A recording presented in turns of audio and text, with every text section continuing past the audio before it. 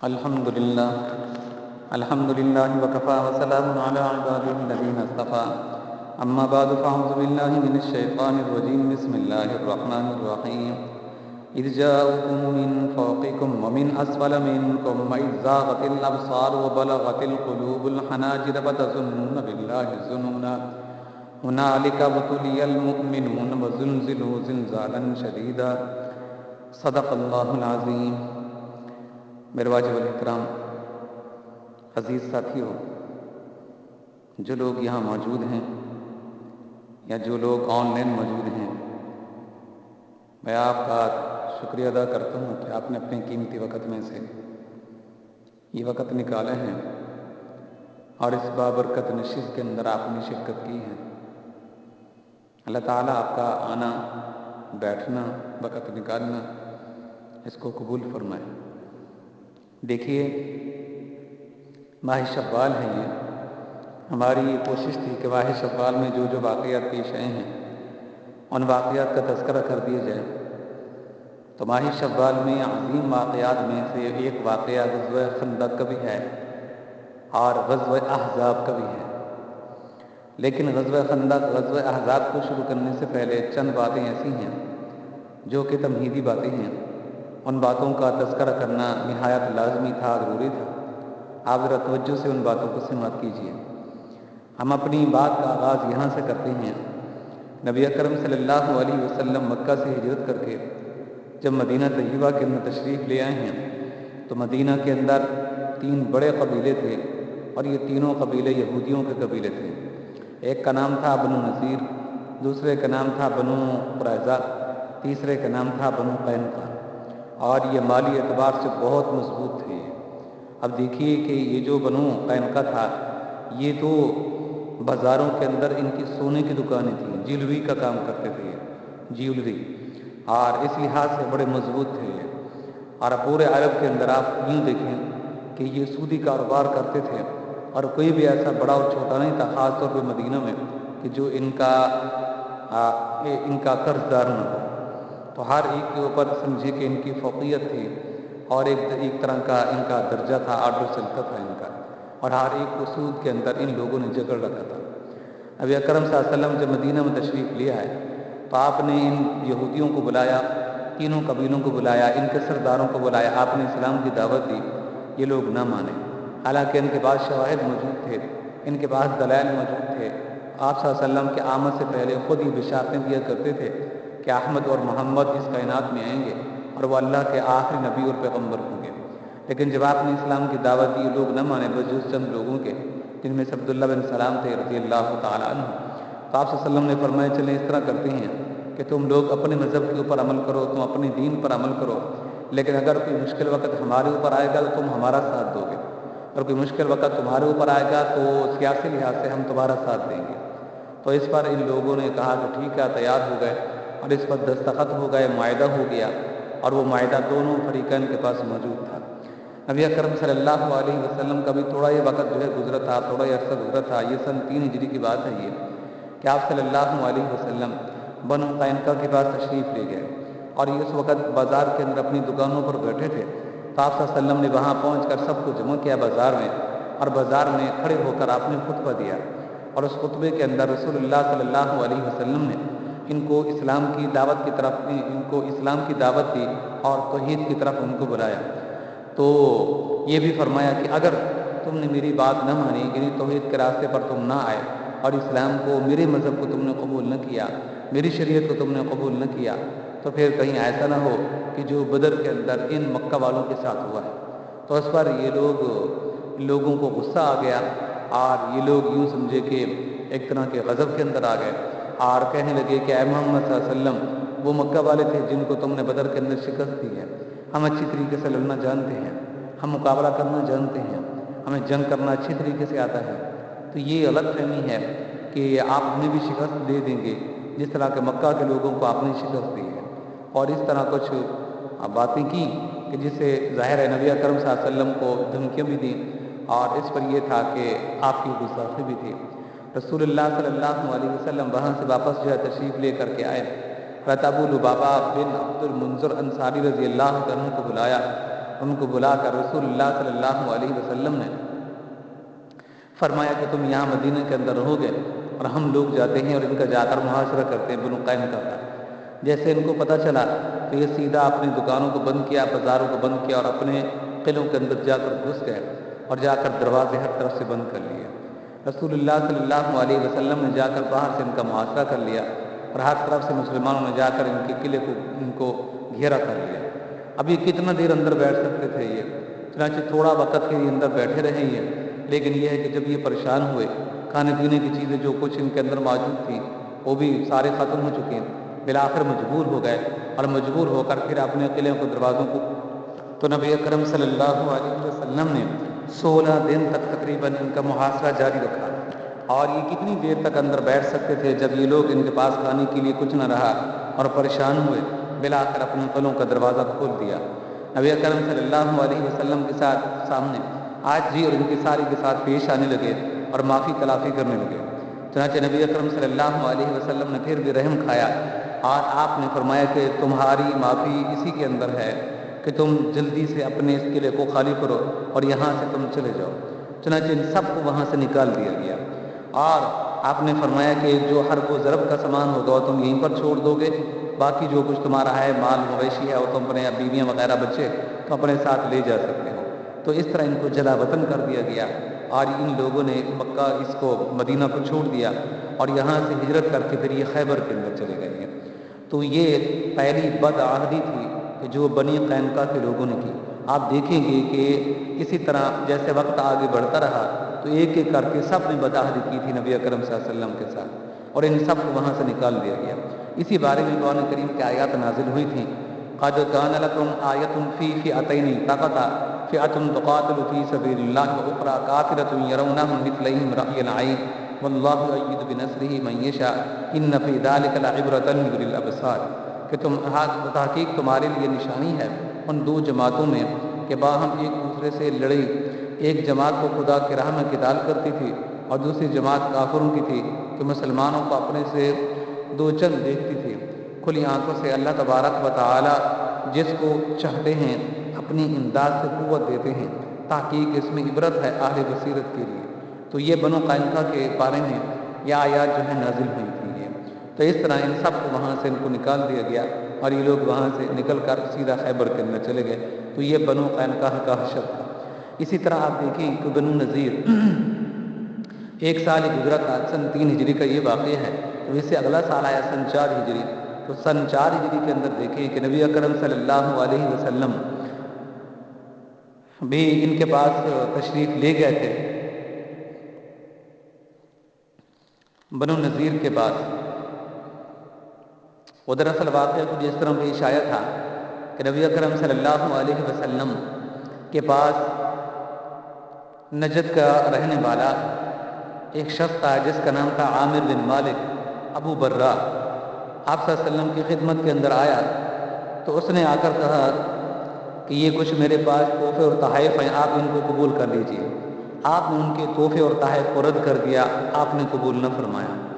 پھر اس نے کہا، آپ صلی اللہ علیہ وسلم ان کو اسلام کی دعوت دی تو اس نے نہ تو اس کا کلمہ پڑھا اقرار کیا اور نہ یہ کہ اس کا کوئی انکار کیا، اس کو رد کیا، بلکہ خاموش رہا، توقف کیا، سکوت کیا۔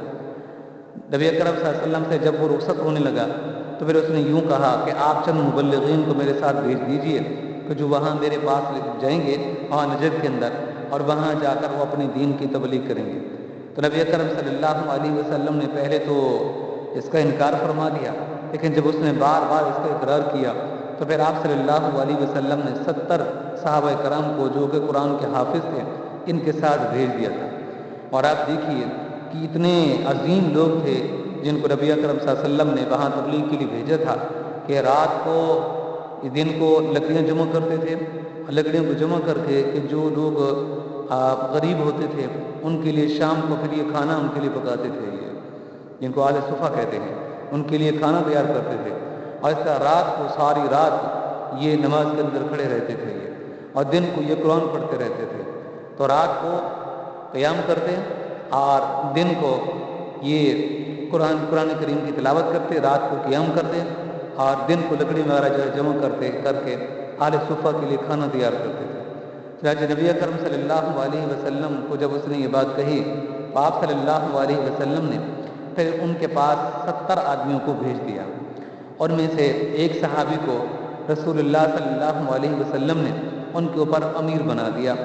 چنانچہ جب یہ لوگ وہاں سے روانہ ہوئے اور وہاں بیر معونہ کے مقام پر پہنچے، تو وہاں پہنچ کر وہ جو عامر بن مالک تھا ابو برہ، وہ اپنے پاس ان کو لے گیا۔ تو نبی اکرم صلی اللہ علیہ وسلم نے چند ہی دنوں کے بعد پھر ایک اور خط لکھا، اور وہ خط آپ صلی اللہ علیہ وسلم ایک صحابی کو دیا، اور صحابی کو دیا اور کہا کہ تو اس کو لے جا اس کے پاس جو وہاں کا اس علاقے کا امیر ہے، بڑا ہے، سردار ہے، اس کے پاس لے جا، اور جا کر میرا یہ خط اس کو جا کر دے، اور اس کے اندر اسلام کی دعوت کی ظاہر ہے۔ چنانچہ وہ عامر بن مالک ابو برہ کا وہ بھتیجا تھا جو اس علاقے کا بڑا تھا، اور وہاں کا وہ سمجھے کہ یعنی وہاں کا امیر تھا، سردار تھا وہ۔ چنانچہ جیسے وہ صحابی رسول وہ خط لے کر گئے اور اس کے دربار کے اندر داخل ہوئے، تو اس نے دور سے خط کو دیکھا، دور سے اس نے اشارہ کر دیا جو دروازے کے اوپر سنتری کھڑا تھا کہ اس کو تیر مار دے۔ اس نے تیر مارا جو ان کو پیچھے سے لگا اور آگے پیڑ سے نکل گیا، اس قدر زور سے اس نے مارا، قریب کھڑا تھا وہ، تو وہ فوراً شہید ہو گیا۔ نبی اکرم صلی اللہ علیہ وسلم کو اس کے مطلقاً کچھ علم نہیں تھا۔ پھر اس کو جو پتہ چلا کہ محمد صلی اللہ علیہ وسلم کے کچھ مبلغین ہیں جو ہمارے علاقے میں آئے ہیں اور میرا چچا وہاں سے لے آئے ہے عامر بن طفیل، تو اس نے عامر بن طفیل سے کہا کہ اس طرح کرو، یہ لوگ ہمارے حوالے کر دو تاکہ ہم ان کو قتل کر دیں۔ تو اس نے کہا نہیں، ایسا نہیں ہو سکتا، میں محمد صلی اللہ علیہ وسلم کے پاس گیا تھا اور بڑی سماجت کے ساتھ میں ان کو اپنے پاس لے کر کے آیا تھا، اس لیے میں تمہارے لیے سپرد نہیں کر سکتا۔ لیکن اس نے اصرار کیا، جب اس نے پھر بھی حوالہ نہ کیا تو پھر وہاں کے جو قبائل تھے اس نے ان کو کہا کہ تم میرا ساتھ دو اور ہم ان لوگوں کو پکڑتے ہیں، ان مسلمانوں کو، اور ان کو قتل کر دیں گے۔ چنانچہ قبیلہ بنو سلیم، قبیلہ عاصیہ، قبیلہ رعل، ذکوان، اور اسی طرح ان سب کو اس نے جمع کر لیا، اور سب کو جمع کرنے کے بعد ان سے کہا کہ تم ہماری امداد کرو تاکہ ہم یہاں سے ان لوگوں کو نکال لیں۔ چنانچہ اسی طرح پھر اس نے کیا کہ اس نے تمام صحابہ کرام کو جو ہے قتل کرا دیا، شہید کرا دیا، سوائے جو ہے 3 آدمی تھے۔ ایک آدمی تو ان میں سے وہ تھا مسلمانوں میں سے جو بالکل ہی زخمی ہو چکا تھا، لیکن لوگ یہ سمجھے کہ قتل ہو چکا ہے، لیکن بعد میں پھر وہ آہستہ آہستہ وہاں سے نکلا اور پھر وہاں سے واپس آ گیا مدینہ میں، اور آپ صلی اللہ علیہ وسلم کو اطلاع کر دی۔ اور 2 صحابی ان میں سے وہ تھے کہ جو لکڑیاں جمع کرنے کے لیے گئے ہوئے تھے۔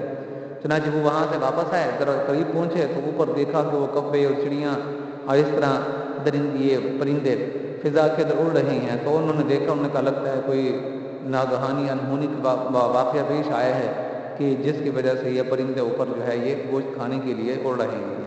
چنانچہ وہ جلدی سے بھاگتے آئے اور آ کر دیکھا تو ان کے سارے ساتھی شہید ہو چکے تھے۔ تو ان میں سے ایک نے کہا کہ جب میں تو اس طرح کرتا ہوں کہ جا کر میں جو ان کا لڑائی کرتا ہوں، جو میرے ساتھی اللہ کے راستے میں شہید ہو گئے ہیں، تو اس لحاظ سے میں بھی شہید ہو جاؤں گا۔ چنانچہ اس نے جا کر مقابلہ کیا تو اس طرح وہ بھی شہید ہو گیا۔ لیکن ان میں سے دوسرا تھا وہ گرفتار ہو گیا، اور گرفتار ہو کر وہ پھر اس بادشاہ کے سامنے، بادشاہ سمجھے یا اس کو سردار سمجھے، تو اس کے سامنے پیش کیا گیا۔ تو اس نے کہا کہ چلے میں اس کو آزاد کرتا ہوں، کیونکہ میری ماں کے ذمہ تھا ایک غلام کو آزاد کرنا، لہٰذا اس کو میں آزاد کرتا ہوں۔ چنانچہ پھر اس نے اس کو آزاد کر دیا، اور وہ پھر وہاں سے جو ہے چلے ہیں، اور جب راستے کے اندر وہ پہنچے تو ایک مقام پر پہنچ کر، اس مقام کا نام تھا مناد، عمر بن زمری۔ تو جب وہ وہاں پر پہنچا تو قنات کے مقام پر، تو وہاں اس نے 2 آدمیوں کو دیکھا، اور وہ اسی قبیلہ کے ساتھ تعلق رکھتے تھے، وہ جس قبیلہ کے لوگوں نے نبی اکرم صلی اللہ علیہ وسلم کے صحابہ کرام کو شہید کیا تھا، عامر بن طفیل کے قبیلہ کے لوگ۔ تو اس نے کہا کہ چلو سارے ساتھیوں کا انتقام تو نہیں لے سکتا، کیوں نہ ہو کہ انہی کو قتل کر دوں۔ چنانچہ ان کے تلواریں وغیرہ بھی اس نے لے لی، ایک باغ کے اندر پہنچ کر، قنات کا یہ باغ تھا یہ، اور وہاں اس نے جب ان کو دیکھا کہ سو گئے ہیں تو دونوں کو اس نے قتل کر دیا، اور وہاں سے پھر مدینہ کے اندر آیا، اور آپ صلی اللہ علیہ وسلم کو آ کر ساری خبر دی، جس طرح سارے ساتھی شہید ہوئے ان کی بھی خبر دی، اور اس طرح واقعہ جو راستے کے اندر پیش ہے، ان کے 2 آدمیوں کو قتل کیا، وہ بھی آ کر بتایا۔ تو نبی اکرم صلی اللہ علیہ وسلم نے فرمایا کہ دیکھو ہمارا تو ان کے ساتھ معاہدہ ہو چکا تھا کہ تمہارے ساتھ کسی قسم کی کوئی زیادتی نہیں ہوگی، جنگ نہیں ہوگی، تو تم نے تو یہ غلط کیا ہے کہ تم نے ان کے 2 آدمیوں کو قتل کر دیا، لہٰذا ان کی دیت دینی پڑے گی۔ تو اس دیت کے حوالے سے نبی اکرم صلی اللہ علیہ وسلم ان یہودیوں کے پاس تشریف لے آئے. ان کا وہ جو قبیلہ تھا قبیلہ بنو نذیر، اس کے پاس تشریف لے آئے اور ان سے آ کر کہا کہ تم بھی اس معاہدے کے اندر شریک تھے کہ آڑے وقت میں تم ہمارا ساتھ دو گے، ہم تمہارا ساتھ دیں گے، لہٰذا دیت کے معاملے کے اندر بھی تم لوگ جو ہے شریک تھے. تم نے مانا کہ ہاں ٹھیک ہے ہم دیتے ہیں دیت، اور یہ بات بالکل صحیح تھی، معاہدہ ہمارا تمہارے ساتھ تھا اور اس دیت کی امداد کے اندر بھی ہمارا حق بنتا ہے اس معاہدے کی روح سے، لہٰذا ہم تمہاری مدد کرتے ہیں. لیکن نبی اکرم صلی اللہ علیہ وسلم وہیں پر بیٹھے تھے، بس قلعہ کی دیوار کے ساتھ ابو بکر بھی تھے، حضرت عمر بھی تھے، رضوان اللہ علیہم اجمعین، کے بعد صحابہ تھے، کچھ اور بھی صحابہ کرام تھے آپ کے ساتھ تھے. تو یہ لوگ پھر ادھر سے چلے گئے اپنے قلعے کے اندر اور دیوار کے ساتھ ان حضرات کو بٹھا دیا. ان کا معاہدہ یہ تھا کہ ادھر جا کر اوپر سے کوئی پاٹ وغیرہ چکی کو گرا دیں گے یا پتھر کو گرا دیں گے بھاری، جس سے نیچے دب کر یہ سب کے سب شہید ہو جائیں یا رسول اللہ صلی اللہ علیہ وسلم اس میں شہید ہو جائیں، کیونکہ اصل مقصد تو ان کو نبی اکرم صلی اللہ علیہ وسلم کو شہید کرنے کا تھا. آج جب ادھر سے گئے تو ان کے جو بڑے پادری تھے ان کو روکتے رہے کہ تم ایسا نہ کرو، وہ محمد صلی اللہ علیہ وسلم اللہ کے نبی ہیں، پیغمبر ہیں، اللہ تبارک و تعالیٰ فوراً ان کو اطلاع کر دیں گے، بتا دیں گے.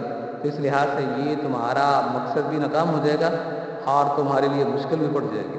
لیکن وہ لوگ نہ مانے. ابھی یہ ادھر تیاریاں کر رہے تھے اور پاٹ کو اٹھایا ہی ہوگا، ادھر سے اللہ تبارک و تعالیٰ نے جبریل امین کو بھیج دیا. رسول اللہ صلی اللہ علیہ وسلم فوراً اس دیوار کو چھوڑ دیا اور وہاں سے آپ ہٹ گئے اور سیدھا مدینہ کے اندر آ گئے. اور مدینہ شہر کے اندر پہنچ کر رسول اللہ صلی اللہ علیہ وسلم نے صحابہ کرام کو یہاں جمع کیا اور آپ نے فرمایا کہ یہ قبیلہ بنو نذیر کے لوگوں نے ہمارے ساتھ وہ جو عہد کیا تھا وہ عہد کو ان لوگوں نے جو ہے توڑ ڈالا ہے، لہٰذا ہم ان کا محاصرہ کریں گے، ان کے ساتھ مقابلہ ہوگا. تو عبداللہ بن ام مکتوم رضی اللہ عنہ کو نبی اکرم صلی اللہ علیہ وسلم نے پیچھے وہاں مدینہ کے اندر چھوڑا اور وہاں سے چلے اور آ کر ان لوگوں کا محاصرہ کر لیا. تو تقریباً 15 دن تک ان کا محاصرہ جو ہے جاری رہا. لیکن جو کچھ ان کے پاس اندر موجود تھا کھانے کی پینے کے لیے، جب وہ ختم ہو گیا تو ظاہر ہے یہ لوگ جو ہے پریشان ہو گئے اور پریشان ہو کر پھر اپنے قلعے سے جو ہے باہر نکل گئے. اب نبی اکرم صلی اللہ علیہ وسلم کے ساتھ وہی منت سماجت کرنے لگے اس طرح کے بنو قینقاع کے لوگ جو ہے کر چکے. تو رسول اللہ صلی اللہ علیہ وسلم نے پھر ان کو معاف فرما دیا اور معافی بھی ان کو پھر اس طرح کی ملی کہ آپ نے فرمایا کہ تم یہاں سے جلا وطنی اختیار کرو. چنانچہ ان کو جلا وطنی کا ان کو حکم دے دیا گیا اور پھر یہ یہاں سے لوگ جو ہے چلے گئے. ہاں اس کے ضمن میں ایک بات یہ ہے کہ جب نبی اکرم صلی اللہ علیہ وسلم دیکھ رہے ہیں باہر نہیں آتے، ادھر سے اندر یہ خود پریشان بھی تھے یہ، تو آپ نے فرمایا کہ ان کے جو درخت وغیرہ ہیں سب درختوں کو کاٹ دیا جائے. جب انہوں نے دیکھا نا ہمارے باغات تباہ ہونے کے لیے تباہ ہو رہے ہیں، برباد ہو جائیں گے، تو پھر اندر کھانے پینے میں کوئی چیز نہیں ہے، تو پھر یہ لوگ باہر نکل آئے اور منت سماجت کرنے لگے اور رونے دھونے لگے اور معافی تلافی کرنے لگے. تو آپ نے فرمایا تمہاری معافی اسی کے اندر ہے کہ تم بھی قینقاع کی طرح یہاں سے نکل جاؤ. اور ان کو سن 4 ہجری کے اندر رسول اللہ صلی اللہ علیہ وسلم نے نکال لیا تھا بنو نذیر کے لوگوں کو، اور یہ پھر یہاں سے ہجرت کر کے پھر یہ بھی خیبر کے اندر جا بسے. تو بنی قینقاع بھی وہیں پر پہنچ گئے تھے اور بنی نذیر کے لوگوں کو بھی یہاں سے نکال دیا گیا اور یہ بھی یہاں سے نکل کے وہاں سیدھا مدینہ کے اندر وہ خیبر کے اندر جا پہنچے تھے. تو ان دونوں قبیلوں کو یہاں سے نکال دیا گیا تھا. اب دیکھیے یہاں سے اگلا جو سٹوری ہے واقعہ ہے یہیں سے جڑتا ہے، وہ ان دونوں باتوں کا تذکرہ یہاں ضروری تھا. ایک اور بھی بات ہے اس کو ذرا سن لیں. ایک جو ہے قبیلہ تھا مدینہ کے اندر اور وہ بھی نجد کے علاقے کے قریب جو ہے وہ رہتا تھا وہ، اور وہ بھی اس جنگ کے اندر وہ شریک ہوا تھا. آپ دیکھیے کہ نبی اکرم صلی اللہ علیہ وسلم جب غزوہ خندق کے لیے تشریف لے گئے تھے تو اس وقت اس قبیلے کو بلایا گیا تھا. تو جب اس کا تذکر آئے گا تو یہ بات آپ پہلے سے سماعت کر لیں کہ وہ اس خندق میں شرکت کرنے سے پہلے بھی نبی اکرم صلی اللہ علیہ وسلم کے ساتھ ٹکرانے کے لیے تیار ہو چکا تھا. ان لوگوں کے مقابلے کے لیے نبی اکرم تشریف بھی لے گئے تھے لیکن کوئی لڑائی اور جنگ وہاں پر نہیں ہوئی تھی. وہ قبیلہ تھا قبیلہ بنو غطفان الف اور نون غطفان، اور یہ نجد کے علاقے کے اندر رہتے تھے. یہ نبی اکرم صلی اللہ علیہ وسلم کو سن 3 ہجری کے اندر یہ خبر ملی کہ وہ ایک لشکر تیار کر رہے ہیں، مدینہ پر حملہ کرنے والے ہیں. تو نبی اکرم صلی اللہ علیہ وسلم خود ان کا مقابلہ کرنے کے لیے وہاں تشریف لے گئے. تو وہ جب وہاں پہنچے تو پتہ چلا کہ بنی ثعلبہ اور اس طرح بنو محارب یہ 2 قبیلے ہیں، قبیلہ غطفان کی 2 شاخیں ہیں. یہ آپ صلی اللہ علیہ وسلم کے اوپر حملہ کرنا چاہتے تھے. ان کا جو سردار تھا دعسور اس کا نام تھا، وہ اس کی قیادت کے اندر یہ لوگ جو ہے مدینہ پر حملہ کرنا چاہتے تھے. لیکن جیسے آپ وہاں پر پہنچے تو جا کر جو ہے ان لوگوں کو پتہ چلا، انہیں اپنے گھر وغیرہ چھوڑ دیے اور وہاں سے بھاگ گئے ادھر ادھر. وہ مسلمانوں کے ہاتھ نہ آئے. ایک آدمی ہاتھ میں آیا لیکن یہ ہے کہ وہ بھی مسلمانوں کے ہاتھوں پہ یہ تھا کہ وہ بچ گیا اور مسلمانوں نے پھر ان کو اسلام کی اس کو دعوت دی تو اس پر وہ مسلمان ہو گیا وہ. تو اس طرح ایک آدمی مسلمان ہوا، باقی سب نے اپنے اپنے مقامات کو چھوڑ دیا، جگہوں کو چھوڑ دیا اور وہاں سے بھاگ گیا. اب نبی اکرم صلی اللہ علیہ وسلم کئی دن تک وہاں پر رہے، لیکن یہ ہے کہ لوگ مقابلت کے لیے یہ نہ آئیے. آخر کار یہ ہوا کہ رسول اللہ صلی اللہ علیہ وسلم وہاں سے واپس ہوئے، لیکن وہاں پر ایک عجیب و غریب واقعہ پیش آ گیا. وہ واقعہ اس طرح پیش آیا کہ بارش آ گئی، اور بارش کے موسم میں نبی اکرم صلی اللہ علیہ وسلم کا جو جسم مبارک تھا اس کے اندر یہ ہوا کہ وہ گیلا پڑ گیا، اور آپ کے جو کپڑے مبارک تھے وہ بھی گیلے ہو گئے. تو آپ نے اپنے کپڑوں مبارک کو اتار دیا، اور کپڑوں کو اتار کر رسول اللہ صلی اللہ علیہ وسلم ایک درخت کے اوپر کھڑا کر دیا اور خود نیچے سو گئے. صحابہ کرام بھی ادھر ادھر منتشر ہو گئے. لیکن یہ جو قبیلہ بنو غطفان کے لوگ تھے یہ کہیں دور سے بیٹھے دیکھ رہے تھے. جب یہ دور سے بیٹھے دیکھ رہے تھے یہ تو پھر انہوں نے اپنے سردار سے کہا دورسور سے کہ تم جاؤ اور جا کر ان کے اوپر حملہ کر دو، کیونکہ کوئی ساتھی وہاں پر موجود نہیں ہے، ان کو قتل کر دو محمد صلی اللہ علیہ وسلم کو. چنانچہ یہ پھر وہاں سے چلا ہے، تلوار بھی اپنے ہاتھ کے اندر لی ہے. دورسور جو غطفان کے قبیلے کا سردار تھا اور جو لوگوں کو اکسا رہا تھا کہ مدینہ کے اوپر جا کر حملہ کر رہے ہیں. چنانچہ وہ اپنے وہاں پر اکیلا آیا، اور پہلوان تھا، بڑا طاقتور تھا یہ، اور سردار بھی تھا. تو وہاں سے آیا اور آ کر اپنی تلوار لے کر آپ وسلم کے اوپر کھڑا ہو گیا. آپ نیچے سوئے ہوئے ہیں، آپ کو نیند ہے، اوپر یہ آ کر کھڑا ہو گیا. تو جیسے آ کر اوپر کھڑا ہوا تو نبی اکرم صلی اللہ علیہ وسلم کی اچانک نیند کھل گئی. تو آپ جلدی سے جو ہے آپ اٹھے تو بیدار ہوئے. تو اس نے کہا کہ بتاؤ محمد صلی اللہ علیہ وسلم تمہیں آج ہمارے ہاتھ سے کون بچائے گا؟ آپ نے فرمایا اللہ. جیسے آپ نے اللہ فرمایا تو اس کا جسم کانپنے لگا اور اس کے ہاتھ کو کانپنے لگے، شل ہو گئے، حتیٰ کہ تلوار بھی اس کے ہاتھ سے نیچے زمین کے اوپر گر پڑی. آپ صلی اللہ علیہ وسلم نے فوراً اس تلوار کو اٹھا لیا. آپ نے فرمایا اب تو بتا تجھے کون میرے ہاتھ سے پکڑے گا؟ تو اس نے کہا کہ بس آپ مہربانی کیجیے، شفقت کیجیے اور مجھے معاف کر دیجیے. تو آپ نے پھر اس کو معاف بھی کر دیا، اور یہ روایت میں آتا ہے کہ اس نے کلمہ پڑھا اور مسلمان ہو گیا. دعسور.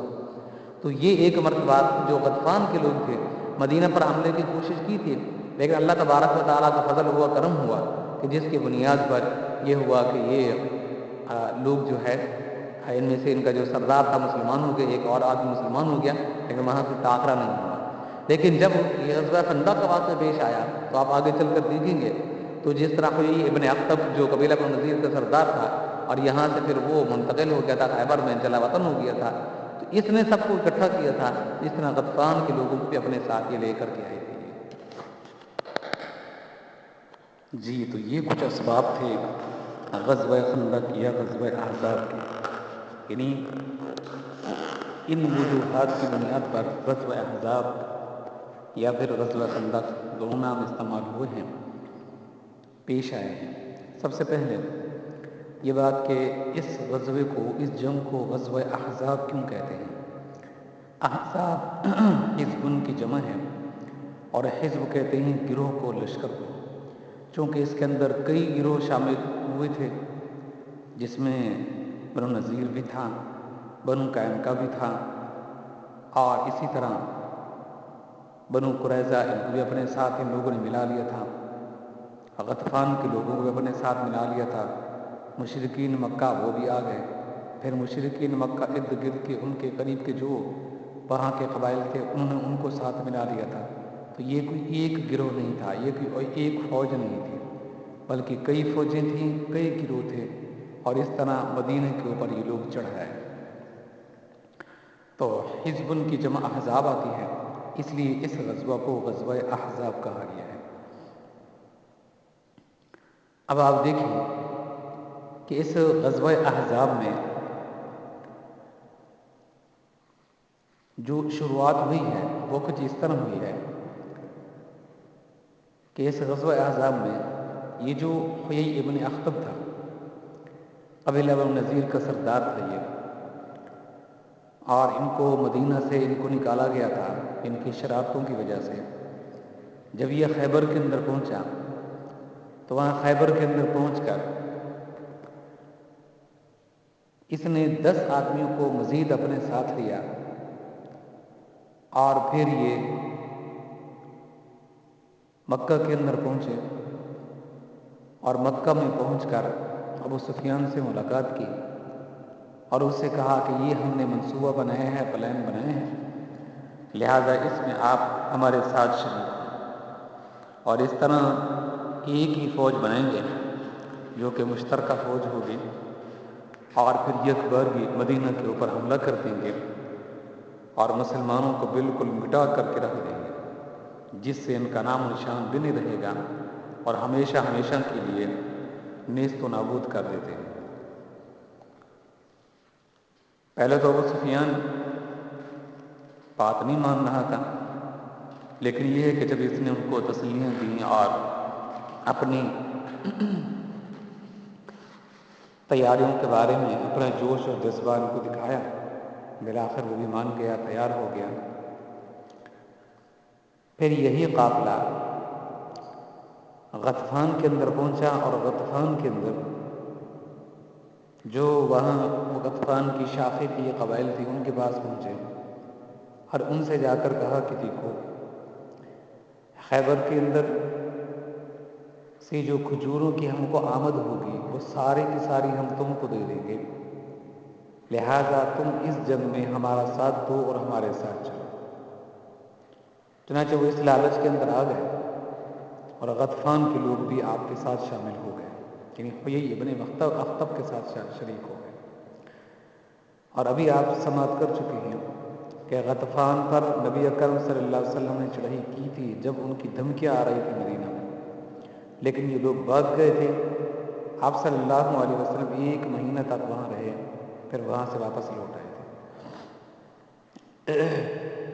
تو وہ غطفان کے لوگ تو پہلے سے چاہتے تھے کہ ہم مدینہ پر حملہ کر کے ان کو ختم کر دیں، لیکن جیسے ہی کوئی ابن اخطب کی طرف سے ان کے پاس پیغام پہنچا اور یہ وفد پہنچا، یہ خود بھی اس کے اندر تھا، تو اب انہوں نے بات کو تسلیم کر لیا اور کہا کہ ٹھیک ہے، ہم تمہارے ساتھ ہیں۔ تو اس طرح آپ دیکھیں، غطفان والے، مدینہ کے یہ خیبر کے سارے یہودی اور مکہ والے، یہ سب کے ساتھ الائنس بن گئے، ایک فوج اتحادی جس کو کہہ سکتے ہیں، اتحادی فوج بن گئی، اور اس طرح اب انہوں نے مدینہ کے اوپر فیصلہ کن اٹیک کرنے کی ان لوگوں نے تیاریاں شروع کر دی۔ جب یہ وہاں سے نکلنے کے لیے بالکل تیار ہو چکے، اس وقت نبی اکرم صلی اللہ علیہ وسلم کو مدینہ کے اندر اطلاع ملی کہ وہ لوگ آپ پر حملہ کرنا چاہتے ہیں، اور اس طرح ساری ان کی فوجیں تیار ہو چکی ہیں اور آنے والے قریب وقتوں میں وہ مدینہ پر حملہ کرنے والے ہیں۔ تب نبی اکرم صلی اللہ علیہ وسلم نے صحابہ کرام کو جمع فرما ان سے مشاورت کی تھی۔ تو اس واقعہ کو ذرا آگے کی طرف جانے سے پہلے ذرا اس کو یہ سماعت کر لیں کہ یہ غزوہ احزاب کس ہجری میں، کس سال کے اندر یہ پیش آیا ہے۔ اس بارے میں دیکھیے، موسیٰ بن عقبہ اور امام بخاری رحمۃ اللہ علیہ کے نزدیک تو یہ ہے کہ یہ سن 4 ہجری کے اندر یہ پیش آیا ہے، اور اس طرح ایک اور جماعت بھی ہے، یعنی جو ان کی اتباع کرتی ہے، ان کے نزدیک بھی یہی ہے کہ سن 4 ہجری میں واقع یہ پیش آیا ہے۔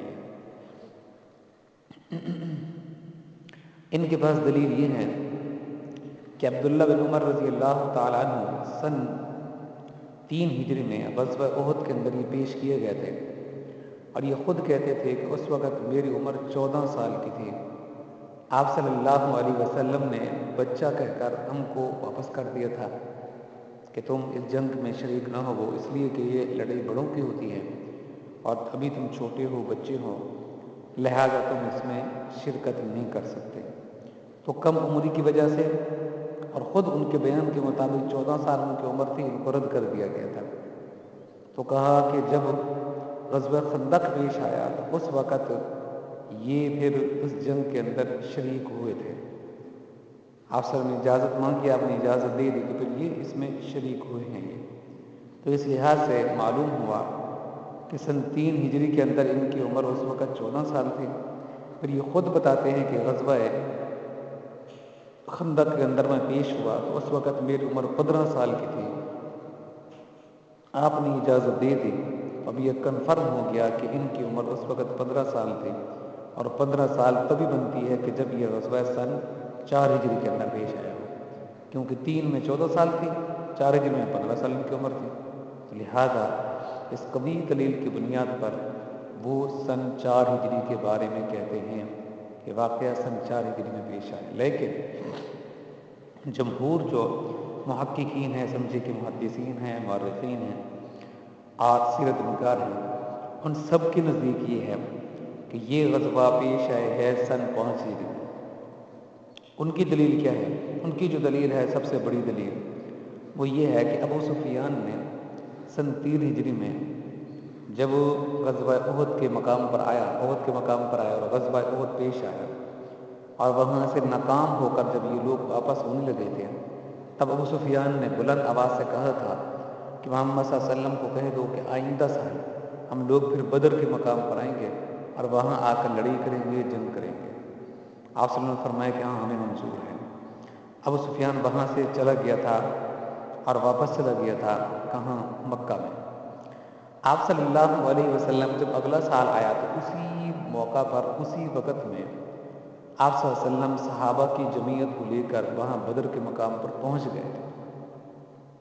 بدر کے مقام پر آپ صلی اللہ علیہ وسلم وہاں پہنچ گئے تھے سن 4 ہجری میں، کیونکہ 3 ہجری واقع پیش ہے، اگلے سال اس وعدہ کے مطابق آپ پہنچ گئے۔ تو جب آپ صلی اللہ علیہ وسلم وہاں پر پہنچے ہیں تو اس وقت لڑائی پیش نہیں آئی تھی، کیونکہ ابو سفیان مر الزہران جو وادی تھی وہاں تک پہنچا اور پھر اس نے عذر کر دیا کہ اب اس سال ہریالی نہیں ہے اور ہمارے اونٹ اور گھوڑے کیسے چلیں گے، کیونکہ وہاں تو کئی دن رہنا ہوگا، تو کہا سالی کا زمانہ ہے، تو اگلے سال ہم لڑائی کریں گے۔ تو وہاں سے پھر واپس لوٹ کے آپ صلی اللہ علیہ وسلم وہاں ایک عرصہ تک وہاں پر رہے ہیں بدر کے مقام پر، بلکہ صحابہ کرام وہاں تجارت بھی کی ہے۔ صحابہ خود کہتے تھے کہ اس سے ہمیں کافی نفع بھی ہوا اس تجارت سے۔ تو اس لحاظ سے یہ سن 4 ہجری کے اندر غزوہ بدر موعد پیش آیا تھا۔ تو اس سے اگلے سال جو ہے پھر یہ غزوہ خندق پیش آئے گی، اس سال یہ پیش نہیں آئے گی، تو یہ سن 5 ہجری بنتا ہے، نہ کہ سن 4 ہجری۔ اسی طرح دیکھیے علامہ بہقی رحمۃ اللہ علیہ جو بہت بڑے محدث ہیں اور مصر کے رہنے والے تھے، مصری تھے یہ، انہوں نے ان دونوں روایت کی تطبیق اس طرح دی ہے۔ انہوں نے فرمایا کہ عبداللہ بن عمر کی عمر کو سامنے رکھ کر جب یہ کہا جاتا ہے کہ احد میں ان کی عمر 14 سال تھی، یہ رد کر دیے گئے، واپس کر دیے گئے، پھر سن 4 ہجری میں ان کی عمر اس وقت 15 سال ہوئی، تو تب ان کو پیش کیا گیا تو قبول کر لیے گئے۔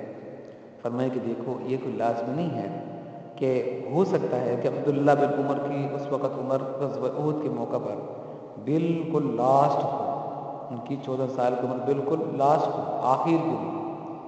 پھر اسی طرح جب سن 4 ہجری بھی گزر گیا، سن 5 ہجری جب آیا ہے تو اس وقت پھر یہ ہوگا کہ ان کی عمر ابھی وہ نئے 15 سال کی عمر میں داخل ہوئے ہوں، تو آپ صلی اللہ علیہ وسلم نے کو اجازت دے دی ہے کہ اب تمہاری عمر ٹھیک ہے۔ تو ان کی بات بھی بالکل صحیح ہے، صحابی رسول ہے، کیسے ان کی بات پر رد کیا جا سکتا ہے؟ اور یہ تحقیق بھی درست ہوئی ہے۔ اور یہ بھی ہو سکتا ہے کہ چونکہ 14 سال ہوئے ہوں، 15 سال کے قریب ہوں، تو اس لیے قریب کا مد نظر رکھ کر ان کو 15 سال کے اندر شمار کر لیا گیا ہو اور کہا گیا ہو کہ 15 سال ان کی عمر تھی، تو اس لحاظ سے بھی درست ہو سکتا ہے، جائز ہو سکتا ہے، ان کی بات صحیح ہو سکتی ہے قریب الوقت کی وجہ سے۔ تو اس لحاظ سے یہ سن 5 ہجری کے اندر یہ واقعہ پیش آیا ہے۔ ادھر اختلاف تھا، میں سے سمجھا کہ اس کی ذرا تشریح کر دی جائے، تطبیق بھی آپ کے سامنے رکھ دی جائے۔ پھر آپ دیکھیں بنو نذیر کے لوگ جب وہاں سے جلا وطن ہوئے، وہاں پہنچے خیبر میں، اور حیy ابن اخطب وہاں سے مکہ گیا، اور پھر حیy ابن اخطب وہاں غطفان میں گیا، ان لوگوں کو تیار کر لیا، تو اب یہ ساری اتحادی فوجیں آپ پہنچی مدینہ میں۔ ان کے آنے سے پہلے نبی اکرم صلی اللہ علیہ وسلم کو جب اطلاع ملی تو آپ نے صحابہ کو جمع کیا اور ان سے مشورہ کیا کہ اس بارے میں کیا کرنا چاہیے۔ سلمان فارسی رضی اللہ تعالیٰ عنہ، یہ چونکہ فارس کے رہنے والے تھے، ہم ان کی بایوگرافی مکمل ان کو لیں گے، تو یہ آپ صلی اللہ علیہ وسلم کی خدمت کے اندر انہوں نے رائے پیش کی کہ دیکھو فارس کے اندر جب ہم لوگ فارس والے، ایران والے کمزور ہوتے تھے، سامنے والی فوج بہت زیادہ ہوتی تھی، جس طرح کہ یہاں اتحادی سب آ رہے ہیں، تو ہم پھر کمزور اس طرح کرتے تھے کہ اپنے قلعوں کے ارد گرد خندقیں کھود لیا کرتے تھے، اور خندق کھود کر پھر اپنا دفاع کر لیا کرتے تھے۔ خندق کھودنے میں یہ فائدہ ہوتا ہے کہ باہر سے جب دشمن آتا ہے تو سارے یک بارگی گھمسان کے ساتھ وہ شہر میں داخل نہیں ہو سکتے۔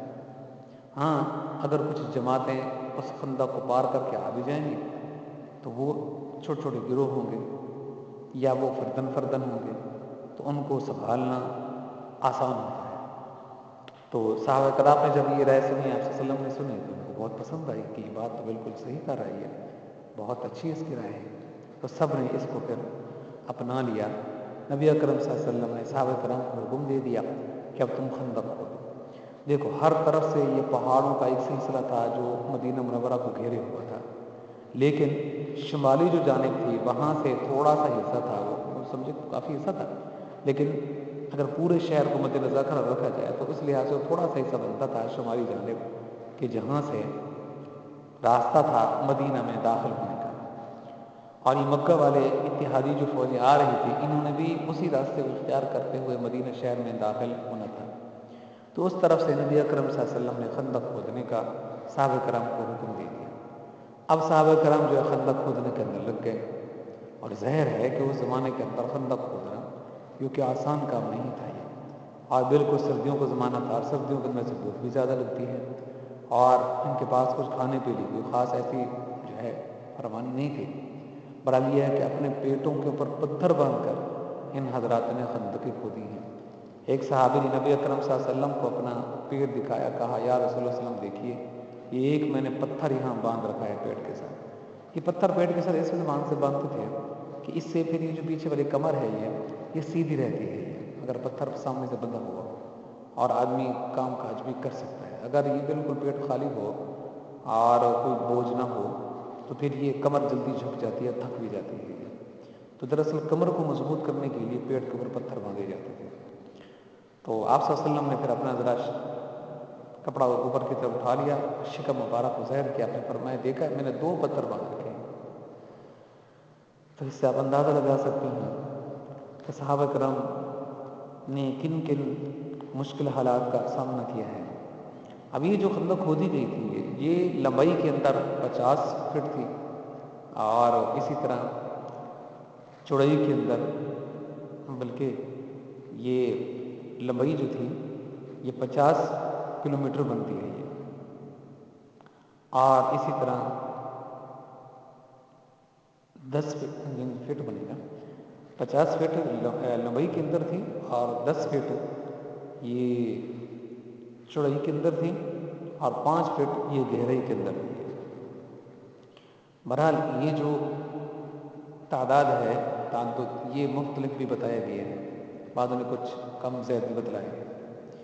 بہرحال ایک چٹان ایسی آ گئی اس خندق کو کھودتے ہوئے کہ صحابہ کرام کو وہاں بڑی دقت ہوئی، مشقت ہوئی، بار بار زور لگا رہے ہیں، پھاوڑے اور کدال وغیرہ استعمال کر رہے تھے، لیکن یہ ہے کہ وہ نہیں ٹوٹ رہی تھی۔ آپ صلی اللہ علیہ وسلم کی خدمت میں ہے، آپ تشریف لے گئے، آپ نے پہلی جب ضرب لگائی اس کو تو وہاں سے آگ نکلی ہے، تو آپ نے فرمایا کہ اس سے مجھے شام کے محلات دکھائے گئے۔ پھر آپ نے دوسری ضرب لگائی، پھر آپ نے فرمایا کہ اب مجھے کسریٰ کے جو شاہی محلات ہیں وہ مجھے دکھلائے گئے۔ تیسری ضرب لگائی تو آپ نے فرمایا اب یمن کے محلات مجھے دکھائے گئے ہیں۔ اس کا مطلب یہ ہے کہ سارے علاقے یہ فتح ہو گئے۔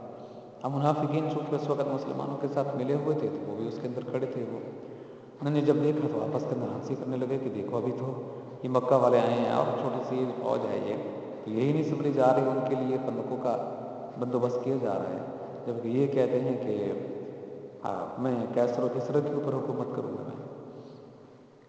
لیکن دیکھیے یہ سن 5 ہجری میں واقع پیش ہے، اس کے صرف اور صرف 12 سال کے بعد نہ کیسر رہا نہ کسرا رہا، تھوڑے سے وقت۔ یہی معجزہ ہے نبی اکرم صلی اللہ علیہ وسلم کا۔ بہرحال یہ ہے اس موقع پر کئی سارے واقعات پیش آئے ہیں اور اس سے معجزات کا ظہور نظر آتا ہے۔ جابر رضی اللہ تعالیٰ عنہ نبی اکرم صلی اللہ علیہ وسلم کی خدمت میں حاضر ہوئے کہ تھوڑا بہت کچھ کھانا ہے، میں نے آپ کے لیے تیار کیا ہے، آپ میرے پاس تشریف لے چلیے اور کھانا کھائیے۔ تو آپ صلی اللہ علیہ وسلم نے تمام صحابہ کو حکم دے دیا کہ ان کے گھر میں چلو۔ پھر آپ صلی اللہ علیہ وسلم نے فرمایا کہ وہ جو گھی والی کپڑی ہے میرے پاس لے آؤ۔ ان کے گھر میں گئے، جو مردانہ حصہ تھا اس کو کھلوا دیا، سب صحابہ کو اندر پیٹ پہ ایٹ جانے کا حکم دیا اور فرمایا کہ 10-10 لوگ ٹولی بنا لو. 10-10 لوگوں نے ٹولیاں بنا لیں. پھر آپ نے فرمایا کہ اب گھی والی کپی لے آؤ. گھی والی کپی لے آئے تو آپ صلی اللہ علیہ وسلم نے اپنے ہاتھ مبارک سے روٹیوں کو گھی لگانا شروع کر دیا. اب روٹیوں کو جیسے گھی لگا تو بتدریج روٹی اوپر کی طرف اٹھنے لگی اور موٹی ہونے لگی, بڑی ہونے لگی. تو اس سے آپ صلی اللہ علیہ وسلم نے تھوڑے تھوڑے ٹکڑے کیے اور سب کو دے دیے. صحابہ کہتے ہیں کہ سب نے پیٹ بھر کر کھا لیا, اس کے بعد بھی کھانا بچا ہوا تھا. تو یہ معجزہ تھا یہ, اور آپ صلی اللہ علیہ وسلم کے مبارک ہاتھوں کی برکت تھی. نمبر 2, ایک صحابی تھے, وہ بھی اس غزوہ کے حضرت عبد الرحمن ابن رواحہ رضی اللہ تعالیٰ. تو ان کے گھر والوں نے ایک بچی کو کچھ کھجوریں دی, چند کھجوریں ہوں گی, ان کی بھانجی تھی. کہا کہ جاؤ ماموں کو دے کے آؤ. اس وقت یہ خندق کھود رہے تھے. آپ صلی اللہ علیہ وسلم نے جیسے ہی دیکھا بچے قریب آئی تو آپ نے فرمایا کیا ہے؟ اس نے کہا یا رسول اللہ صلی اللہ علیہ وسلم میرے ہاتھ میں کچھ کھجور ہیں, ماموں کو دینے آئی ہوں. آپ نے فرمایا ادھر لے آؤ. ادھر لے کے آئی تو آپ صلی اللہ علیہ وسلم نے ان کھجوروں کو لیا, صحابہ کو حکم دیا کہ یہ چادر بچھاؤ. چادر بچھائی گئی. آپ صلی اللہ علیہ وسلم نے فرمایا ان کھجوروں کو رکھ دیا, چند کھجوریں تھیں. آپ نے فرمایا کھانا شروع کرو. کہتے ہیں صحابہ نے کھانا شروع کیا, اتنا کھائی اتنا کھائی اتنا کھائی, پیٹ سب کے بھر گئے. لیکن اس کے باوجود بھی وہ چادر جو تھی وہ کھجورے سے بھری ہوئی تھی. تو یہ جو معجزہ تھا اس کا مظاہرہ بھی اسی غزوہ خندق کے موقع پر ہوا ہے. بہرحال یہ تھا کہ چند ہی دن گزرے تھے. اس کے بعد کیا ہوا کہ مکہ والے سب کے سب چڑھ کے آ گئے, اور اتحادی ساری اس میں فوجیں چڑھ کے, خیبر والے بھی تھے, غطفان والے بھی تھے, سب آ گئے. یہودی اور مشرک سب اس میں جمع تھے. تو جیسے وہ قریب آئے تو آ کر دیکھ کر حیران رہ گئے. انہوں نے کہا کہ یہ کیسے ہو گیا, آج تک تو ہم نے عرب کے اندر یہ دیکھا نہیں ہے کہ خندقیں کھود دی گئی ہوں. تو یہ تو بہت مشکل ماجرا ہے. یہ ادھر ادھر سے ہر طرف سے پہاڑ ہے اور یہ آگے سے یہ گہری خندق ہے, اس کو ہم کیسے عبور کریں گے؟ اور یہ چوڑی اتنی ہے کہ اوپر سے آدمی کو گزر نہیں سکتا. خدا نخواستہ اگر وہ اس کے اندر گر جائے تو باہر نکل نہیں سکتا. اور لمبی چوڑی بھی اس قدر ہے کہ ہر طرف سے پہاڑوں کے ارد گرد اس نے اس کو گھیر رکھا ہے. تو نچلی جانب سے جائیں تو وہاں سے اونچے پہاڑ ہیں, تو وہاں کیسے ہم چڑھیں گے؟ ادھر بھی پہرے دار بیٹھے تھے.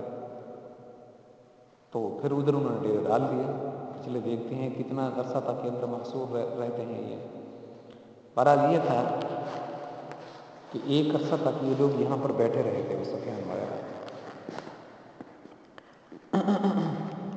ان میں سے کسی ایک نے بھی آگے بڑھنے کی ضرورت نہیں کی. ہاں, چند لوگ تھے, چند شخص تھے, 3 بنتے ہیں یہ, جس کا نام ایک ہے عمر بن عبداللہ, عمر بن عبد with, Umar bin Abdul with ابن ود کے نام سے, بد ابن ود یا ابن بد کے نام سے مشہور تھا یہ. تو یہ پہلوان بھی تھا یہ, اور اس کا جو تعلق تھا وہ مکہ والوں کے ساتھ تھا. تو اس نے پھر اس خندق کو عبور کر لیا. جیسے ہی خندق کو عبور کیا تو اندر داخل ہو گیا. کسی نے للکار کر کہا آؤ میرے مقابلے پر کون آتا ہے. صحابہ کرام کی طرف سے کوئی جواب نہ ملا. تینوں مرتبہ علی رضی اللہ تعالیٰ عنہ کھڑے ہوئے اس کے للکار کا جواب دینے کے لیے اور اس کے چیلنج کو قبول کرنے کے لیے, لیکن آپ صلی اللہ علیہ وسلم نے روک دیا. جب یہ بار بار پکار رہا تھا تو آپ صلی اللہ علیہ وسلم نے تیسری مرتبہ پھر علی رضی اللہ تعالیٰ عنہ کو اجازت دے دی. وہ اس کے مقابلے کے لیے جب مقابلہ دو بدو ہونے لگا نا, تو اس ابن عبد ود نے کہا کہ تو کون ہے؟ انہوں نے کہا کہ میں علی ہوں. کہا کہ نہیں, تم میرے بھتیجے ہو, کم عمر ہو, لڑکے ہو, تمہارا میرے ساتھ مقابلہ نہیں ہے. میں نے بڑے بڑے بہادروں کو, شاہ سواروں کو زمین پر گرا دیا, لہٰذا تم میرے ہو بھی بھتیجے. تمہارا باپ ابو طالب کے ساتھ میرے قریب کے تعلق تھے, لہٰذا لڑکے تم واپس چلے جاؤ. میں تم کو نہیں تمہارے ساتھ لڑائی کرنا چاہتا. جواب سنو. حضرت علی نے فرمایا کہ تو مجھ سے لڑائی نہیں کرنا چاہتا, میں تجھے قتل کرنا چاہتا ہوں. جب اس نے یہ بات سنی تو آپ کو کولا ہو گیا وہ. پھر حضرت علی رضی اللہ عنہ نے فرمایا کہ میری 3 شرطیں ہیں. پہلی شرط یہ ہے کہ تو اسلام قبول کر لے. اس نے کہا نہیں اسلام تو میں قبول نہیں کرتا. اسلام قبول کرنا ہوتا تو پھر میں لڑائی کے لیے مکہ کو چھوڑ کر یہاں آتا. میں اتنے دنوں سے ہم تمہارا پڑاؤ کیے ہوئے تھے، اسلام ہم قبول نہیں کرتے۔ دوسری بات یہ ہے کہ تم یہاں سے واپس چلے جاؤ اور ہمارے ساتھ کوئی لڑائی چھڑی نہ کرو۔ تو حسن کر نہیں لڑائی کریں گے، اس لیے تو ہم آئے ہیں۔ تیسری بات انہوں نے فرمایا پھر تو تیار ہو جا لڑائی کے لیے، یہ تیسری بات ہے۔ تو اس نے کہا میں تیسری شرط قبول کرتا ہوں، میں لڑائی کے لیے میں آیا ہوں، میں لڑتا ہوں، میں لڑائی سے بھاگتا ہوں، نہ میں اسلام قبول کرتا ہوں۔ چنانچہ وہ آگے بڑھا، اس نے حضرت علی رضی اللہ عنہ پر حملہ کیا اور اس نے سر کے اندر وہ ماری زور سے تلوار، تو علی رضی اللہ عنہ کا جو خون تھا وہ ذرا کرک ہو گیا، جس سے ان کی پیشانی مبارک کے اوپر تھوڑا سا وہاں زخم آ گیا۔ جیسے اس نے ایک دفعہ حملہ کر لی نا، تو حضرت علی رضی اللہ عنہ نے فوراً اس کے اوپر حملہ کر دیا۔ تو جیسے اس پر حملہ کیا تو اس کا کام تمام کر دیا ایک ہی بار کے اندر۔ اس طرح ابن ود جو تھا، عمر ابن ود یا عمر ابن بد، میدان کے اندر مارا گیا، قتل کر دیا۔ دوسرا شخص تھا نوفل بن عبداللہ، یہ بھی کسی طریقے سے جس طرف سے وہ خندق ایک طرف تھی تو اس میں وہ جو چوڑائی تھی ذرا کم تھی، وہ اس طرف سے آیا اور وہاں سے پھلانگ کر اندر داخل ہو گیا۔ تو حضرت علی رضی اللہ عنہ اس کے مقابلے پر آئے، لیکن جب وہ وہاں سے واپس ہونے لگا تو پھر وہ خندق کے اندر گر گیا۔ وہ اوپر سے مسلمان اس پر پتھر برسانے شروع کر دیے۔ تب اس نے کہا کہ میرے حال کے اوپر رحم کرو، اب مجھے تلوار کے ساتھ قتل کر دو، تو اس طرح میرے اوپر مجھے پتھر نہ مارو۔ حضرت علی آگے بڑھے اور اس کا بھی کام تمام کر دیا، ٹکڑے ٹکڑے اس کے کر دیے۔ تو اس میں دو آدمی تھے کہ جنہوں نے بہادری دکھائی اور وہاں خندق کو پھلانگ کر کے اندر داخل ہوئے، ایک تو مارا گیا، دوسرا خندق میں گرا، ملا کر اس کے بھی ٹکڑے کر دیے گئے۔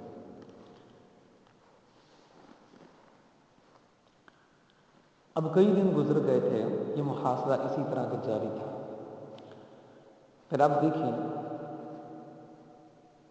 کہ یہی جو حیy ابن اخطب تھا، مدینہ کے اندر یہودیوں کا ایک قبیلہ بچا ہوا تھا جس کا نام تھا قبیلہ بنو قریظہ، نذیر قینقاع نکل چکے تھے۔ تو یہ ادھر سے دوسری طرف سے پہاڑ کو عبور کرتے ہوئے سیدھا قریظہ کے پاس پہنچا حیy ابن اخطب، اور کعب بن اسد وہاں کا وہ سردار تھا بنو قریظہ کا، اس کے پاس پہنچا، دروازہ کھٹکھٹایا تو اس نے کہا نہیں میں نہ تیری بات سننا چاہتا ہوں، نہ تیرے ساتھ بیٹھنا چاہتا ہوں، نبی اکرم صلی اللہ علیہ وسلم کے ساتھ ہمارا معاہدہ ہے، لہٰذا میں اپنے اس معاہدے کی پاسداری کروں۔ یہ باہر کھڑے انہوں نے سماجت کرتا رہا اور کہا کہ دروازہ تو کھولو، میری بات کو سنو۔ جب اندر داخل ہوا تو اس نے جا کر کہا کہ دیکھو میں غطفان والوں کو لے کر کے آ گیا ہوں، مکہ والوں کو لے کر کے آ گیا ہوں، سردار مکہ ابو سفیان کو، اور بنو قینقاع بنو نذیر وہ ہمارے ساتھ ہیں۔ مسلمانوں نے کتنی ہمارے ساتھ زیادتی کی، اس لحاظ سے آج ہم فیصلہ کن جنگ کریں گے اور ان کو ختم کر کے ہم یہاں سے جائیں گے، لہٰذا تم مہربانی کرو ہمارا ساتھ دو، اور اس لحاظ سے ہمیں جنگ جیتنے والے ہیں۔ اگر خدا نخواستہ یہ ہوا کہ اس میں ہمیں شکست کا سامنا کرنا ہوا تو پھر میں تمہارے ساتھ ہوں گا، اور حشر و نشر میں تمہارے ساتھ ہوں گا۔ تو پہلے تو وہ کعب بن اسد مانتا نہیں تھا، جب اس نے بار بار کہا تب اس نے بات کو مان لینا، تسلیم کر لیا، چلو ٹھیک ہے جو کچھ بھی تم کہہ رہے ہو مانتا ہوں، میں تسلیم کرتا ہوں۔ تو اس لحاظ سے نبی اکرم صلی اللہ علیہ وسلم کو اطلاع ملی کہ بنو قریظہ والے بات عہدی کر چکے ہیں۔ آپ صلی اللہ علیہ وسلم نے حضرت سعد بن معاذ اور اسی طرح سعد بن عبادہ، عبداللہ بن رواحہ رضوان اللہ تعالیٰ علیہم اجمعین، ان تینوں کو بھیجا کہ تم جاؤ ذرا حالات معلوم کر کے آؤ، کیا یہ واقعی ہم سے بھاگ چکے ہیں؟ یہ جب یہ لوگ وہاں پر گئے تو کعب بن اسد نے کہا کون محمد صلی اللہ علیہ وسلم، میں تو جانتا بھی نہیں ہوں، ہمارا ان کے ساتھ کوئی وعدہ معاہدہ نہیں ہے، چلے جاؤ تم یہاں سے۔ تو جب یہ تینوں واپس آئے تو آکر آپ صلی اللہ علیہ وسلم کو بتلایا، آپ صلی اللہ علیہ وسلم پھر زیادہ پریشان ہو گئے کہ ہر طرف سے تب دشمن ہم کو گھیر لیا ہے۔ تو آپ صلی اللہ علیہ وسلم نے یہاں تک ارادہ کر لیا تھا کہ یہ جو غطفان والے ہیں ان کے ساتھ کسی طریقے سے صلح کر لی جائے، معاہدہ کر لیا جائے، صلح ہو جائے گی، ان کو کہیں گے کہ تم مکہ والوں کو چھوڑ دو۔ اس طریقے سے یہ جو ایک اتحادی بن چکے ہیں ایک دوسرے کے، اور ایک دوسرے کے سہارے پر یہاں بیٹھے ہیں، ایک دوسرے کے سہارے سے وہاں سے آئے ہیں یہ، تو اس طرح کے درمیان ذرا پھوٹ ڈال کر ان کی اس جمعیت کو، قوت کو، طاقت کو، ان کے اتحاد کو توڑ دیا جائے۔ تو آپ کا ارادہ یہ تھا کہ 1 سال کی مدینہ منورہ کی جو کھجوریں ہوں گی وہ ان کو دے دیں گے، یہ ان کے ساتھ معاہدہ ہو جائے گا اور ان کو یہاں سے بھگا دیتے ہیں اتوان والوں کو۔ تو جب سعد بن معاذ رضی اللہ عنہ کے سامنے آپ صلی اللہ علیہ وسلم نے یہ بات رکھی تو انہوں نے کہا یا رسول اللہ صلی اللہ علیہ وسلم اب یہ بتائیے کہ یہ اللہ کا حکم ہے یا آپ کی اپنی مرضی اور منشا ہے؟ آپ صلی اللہ علیہ وسلم نے فرمایا کہ میری اپنی ہی منشا ہے، اللہ کا فیصلہ نہیں ہے۔ تو انہوں نے کہا یا رسول اللہ اگر آپ ناراض نہ ہو تو میں ایک بات کہہ دوں، اگر آپ ناراض نہ ہوں تو ایک بات کہہ دوں میں؟ انہوں نے فرمایا ہاں۔ انہوں نے کہا یا رسول اللہ دیکھیے اسلام لانے سے پہلے یہ لوگ بھی بت پرستی کرتے تھے، ہم لوگ بھی بت پرستی کرتے تھے، دونوں ہم باطل کے اوپر تھے۔ تو اس وقت بھی ان غطفان والوں کی جرت نہیں ہوتی تھی کہ کبھی بھی ہمیں مجبور کر دیں، اس قدر ہم کو سمجھیں کہ مجبور کر دیں، ڈھیلا کر دیں، ہمارے اوپر یہ تسلط حاصل کر کے ہم سے ایک کھجور حاصل کر سکیں۔ جب اس وقت ان کی اتنی ضرورت نہیں تھی تو اب ہم کیسے ان کو ضرورت بخش سکتے ہیں کہ اب ہم لوگ مسلمان ہو چکے، ایک اللہ کی عبادت کرتے ہیں، یہ بتوں کی پرستش کرتے ہیں، اب ہم ان کو کہیں کہ آ جاؤ اور ہم تمہارے ساتھ معاہدہ کرتے ہیں، نہیں یہ نہیں ہو سکتا۔ ان کے اور ہمارے درمیان تلوار فیصلہ کرے گی نہ کہ کھجوریں۔ تو آپ صلی اللہ علیہ وسلم نے فرمایا کہ دیکھو میں نے تمہاری وجہ سے ایسا کیا ہے کہ آپ طرف سے فوجیں چڑھائی ہیں، میں نے کہا کہ تم بھی پریشان ہو گئے تو اس ٹائم کی اس جمعیت کو ذرا توڑ دیتے ہیں۔ انہوں نے کہا نہیں ہم آپ کے ساتھ ہیں۔ اس لحاظ سے یہ جو ارادہ تھا اس ارادے کو نبی اکرم صلی اللہ علیہ وسلم نے اب ملتوی کر دیا۔ اب ان کا محاصرہ یہ جاری تھا، کئی دن گزر گئے تھے تو اللہ تبارک و تعالیٰ بھی وعدہ کر چکے تھے، جیسا کہ آگے ہم تفسیر کریں گے کہ میں تمہاری مدد کروں گا۔ پھر اللہ تبارک و تعالیٰ نے فرشتے اتار کر مسلمانوں کی مدد بھی کی۔ اسی دوران حضرت حذیفہ رضی اللہ عنہ کو نبی اکرم صلی اللہ علیہ وسلم نے بھیجا کہ جب جاؤ، یہ ان دنوں کی بات ہے کہ جس رات صبح کو بلکہ رات کے آخری پہر کو ابو سفیان نے یہاں سے نکلنا تھا، تو جب یہ صبح کو جانے والے تھے اس رات کو آپ صلی اللہ علیہ وسلم نے حذیفہ کو بلایا اور بلا کر کہا کہ تم جاؤ ذرا حالات معلوم کر کے ہو کہ ان کی کیا حالت ہے، ان کے اندر گھس جاؤ، جا کر معلوم کر کے ہو۔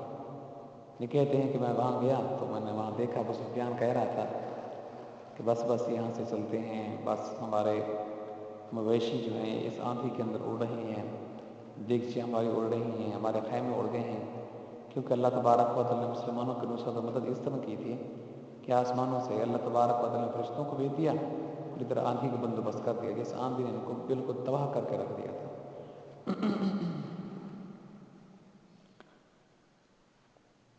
تو یہ صحابی وہاں سے یہ خبر لے کر کے آئے اور آپ صلی اللہ علیہ وسلم کو بتلایا کہ بس وہ جانے والے ہیں۔ صبح ہوئی تو کوئی ایک بھی ان میں سے نہیں تھا۔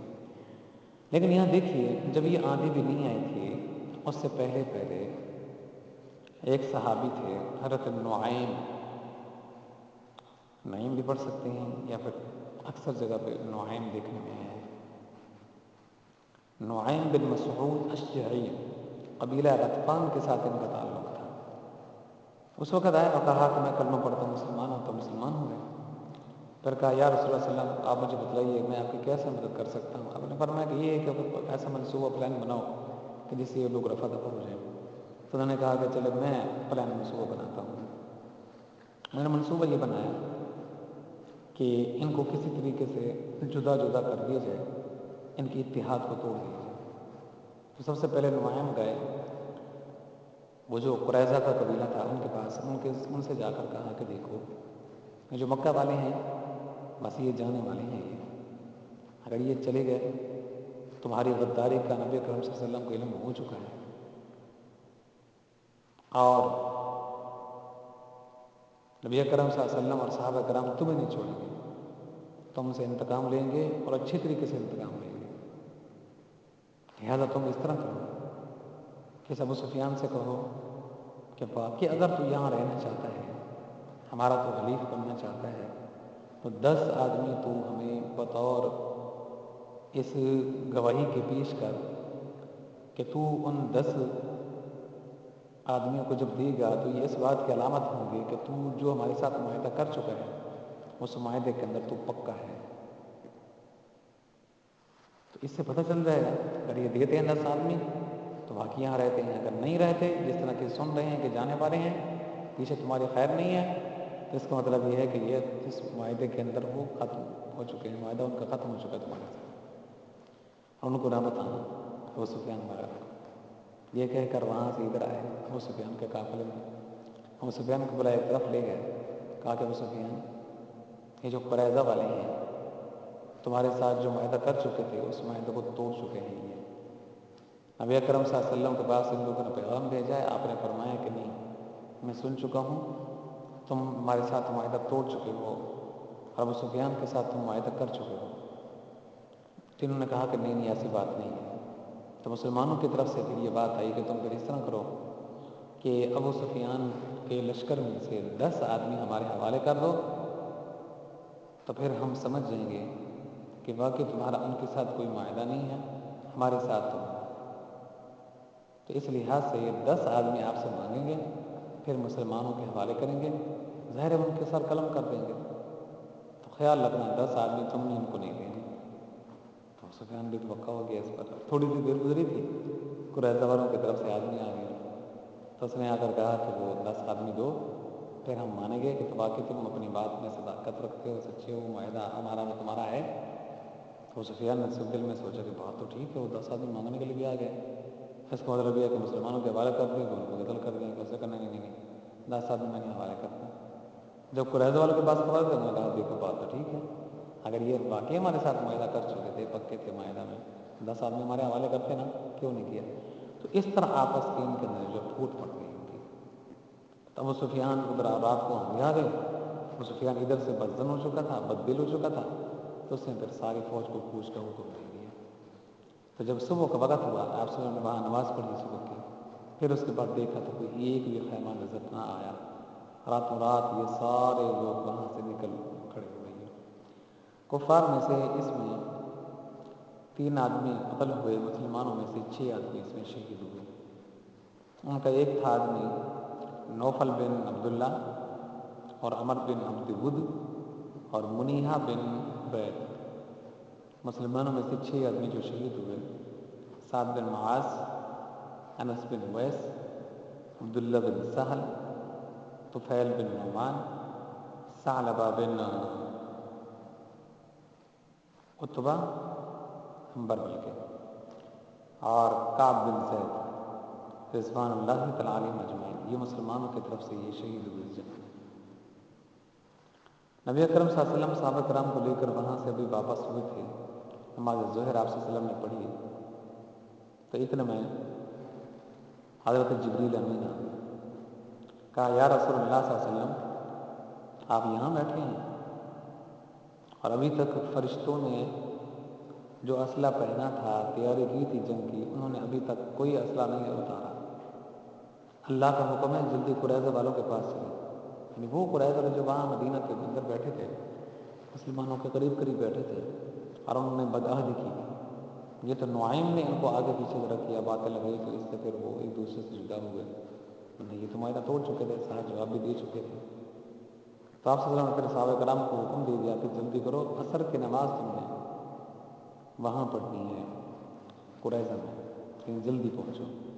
تو صحابہ کرام وہاں پر پہنچے قریظہ میں، آپ صلی اللہ علیہ وسلم پیچھے پہنچ گئے اور جا کر ان کے قلعوں کا محاصرہ کر لیا گیا۔ کئی دن محاصرہ رہا، آخر کب تک کے اندر بیٹھے رہتے۔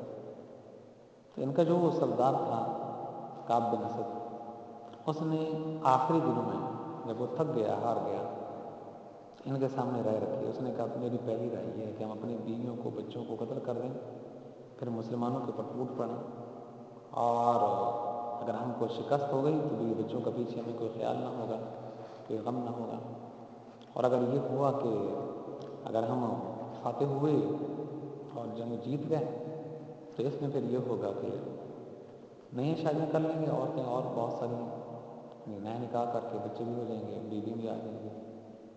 تو ہم نے کہا کہ نہیں اپنے بیویوں کو بچوں کو ہم بلا جرم کو کیسے اپنے ہاتھوں سے قتل کریں، یہ نہیں ہو سکتا۔ پھر اس نے کہا کہ چلو اس طرح کرتے ہیں کہ آج ہفتے کا دن ہے اور مسلمانوں کو پتہ ہے کہ یہودیوں کا یہ عبادت کا دن ہے، آج ہم پر حملہ نہیں کریں گے، ہماری طرف سے مطمئن ہوں گے، لحاظ سے آج ہم ان کے اوپر حملہ کر دیتے ہیں۔ تو اس پر بھی ان کے قوم کے لوگوں نے کہا کہ نہیں یہ بھی نہیں ہو سکتا، اس لیے کہ ہمارے جو بڑے گزرے ہیں آباء و اجداد انہوں نے بھی اس طرح کی غلطیاں کی تھیں، تو اس لحاظ سے اللہ تبارک و تعالیٰ کا ان پر غضب اترا تھا اور وہ لوگ بندروں میں کی شکلوں میں تبدیل ہو گئے تھے، اس وجہ سے ہم ایسا بھی نہیں کر سکتے۔ پھر اس نے کہا کہ چلو ایمان لے آتے ہیں، ہم نے کہا نہیں ایمان بھی نہیں لے آتے۔ تینوں باتیں انہوں نے مسترد کر دی تھی اپنے سردار کعب بن اسد کی۔ آخر کر یہ ہوا کہ انہوں نے ابو لبابہ کو اپنے پاس بلا لیا۔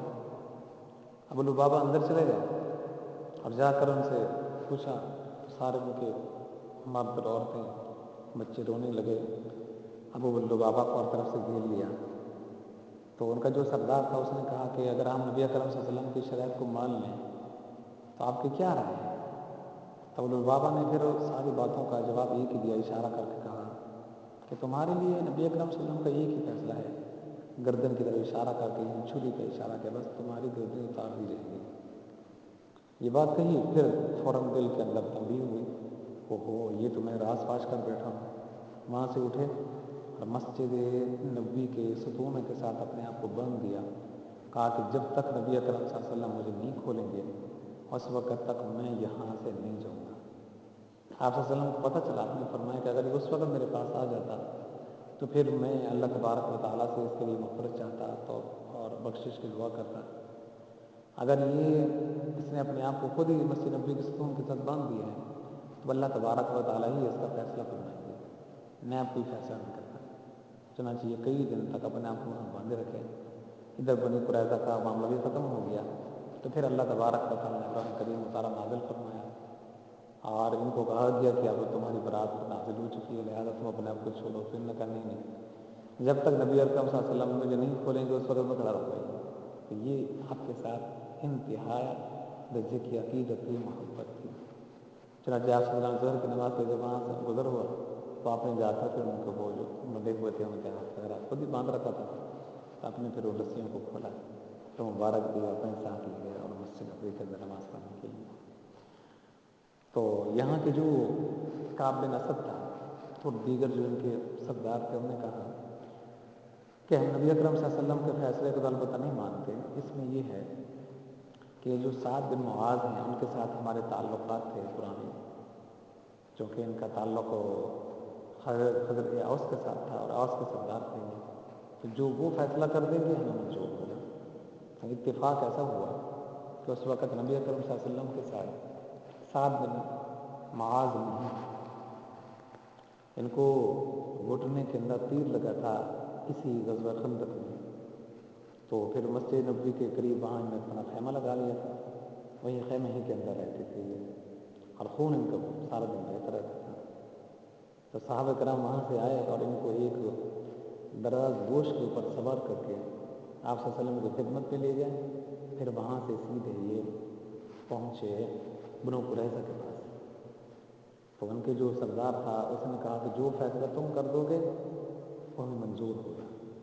سعد بن معاذ نے کہا کہ دیکھ لو جو فیصلہ میں کروں گا تمہیں منظور کرنا ہوگا، انہوں نے کہا ہمیں منظور ہوگا۔ انہوں نے کہا میرا فیصلہ یہ ہے کہ تمہاری بیوی اور بچوں کو قیدی بنا لیا جائے اور جو تم میں سے مرد ہیں لڑنے کے قابل ہیں بالغ ہیں سب کو قتل کر دیا جائے۔ چنانچہ یہ انہوں نے فیصلہ دیا اور وہاں سے سیدھے پھر مدینہ میں چلے گئے۔ نبی اکرم صلی اللہ علیہ وسلم نے فرمایا کہ ہاں جو فیصلہ تھا انہوں نے ان کے ذمہ لگایا سعد بن معاذ کے، انہوں نے فیصلہ کر دیا ہے، بس یہی فیصلہ ہو۔ چنانچہ اس کے بعد پھر ان کے جو مرد تھے ان کو قیدی بنا لیا گیا، قیدی اس لحاظ سے کہ ان کے ہاتھ وغیرہ باندھ دیے گئے، اور ان کی جو عورتیں تھیں بچے تھے ان کو لونڈیا اور بانیاں بنا دیا گیا، اور ان سب کو وہاں سے ان کو لیا گیا اور ساتھ لے آ کے مدینہ منورہ کے اندر ایک مکان تھا عورت کا، اس مکان کے اوپر ان کو ایک جگہ پر جمع کر دیا گیا، قید کر دیا گیا۔ اور پھر نبی اکرم صلی اللہ علیہ وسلم نے مدینہ کے بازار کے اندر ان کے لیے خندقیں کھدوائیں اور پھر ان خندقوں کے اندر اوپر بٹھا کر ان کی گردنیں مار کر ان کو اس کے اندر گرا دیا جاتا تھا. تو اس طرح یہ سارے کے سارے اس کے اندر ختم کر دیے گئے، مار دیے گئے. تو یہ فیصلہ تھا یہ نبی کرم صلی اللہ علیہ وسلم کا غزوہ خندق کے موقع پر یہودیوں کے لیے. تو دو ان کے جو قبیلے تھے وہ یہاں سے جلا وطن ہوئے، بنو قریظہ بد دن کے مارے گئے، عورتیں ان کی غلام اور بانی بنا لے گئے، بچے وغیرہ. اب آتے ہیں قرآن کریم کی طرف. ہاں طبیعت میری صحیح نہیں ہے، بس ایسے گزارا کر رہا ہوں میں، تو ہو سکتا ہے کل کی نشست ہونے نہ بھی لگے. کافی طبیعت میں ضعف ہے اور بالکل بولنے کو دل بھی نہیں کر رہا.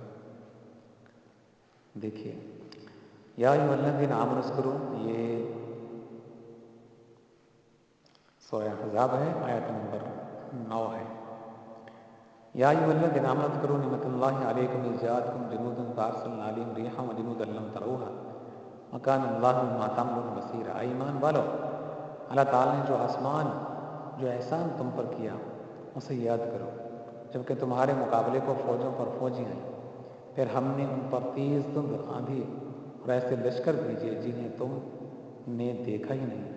اور جو کچھ تم کرتے ہو اللہ تبارک و تعالیٰ سب کچھ دیکھتا ہے. پہلی بات تو یہ ہے کہ تمہیں ہر طرف سے دشمن نے فوجوں کی صورت میں گھیر لیا تھا. دوسری بات یہ ہے کہ اللہ تبارک و تعالیٰ نے تمہاری مدد فرمائی کہ آسمانوں سے فرشتوں کو بھیجا اور پھر آندھی بھیجی کہ جنہوں نے ان کو وہاں سے نکال دیا، بھگا دیا ان کو. اذ جاءوکم من فوقکم ومن اسفل منکم واذ زاغت الابصار وبلغت القلوب الحناجر وتظنون باللہ الظنون. جبکہ دشمن تمہارے پاس اوپر سے اور نیچے سے چڑھے اور جبکہ آنکھیں پتھرا دیں، کلیجے منہ کو آ گئے، اور تم اللہ تبارک و تعالیٰ کی نسبت طرح طرح کے گمان کرنے لگے. ہنالک ابتلی المؤمنون وزلزلوا زلزالا شدیدا. یہی مومن آزمائے گئے اور پوری طرح وہ جھنجھوڑ کر رکھ دیے گئے. اب یہاں تک تو ان حالات کا تذکرہ ہے جو مدینہ والوں کو پیش آئے.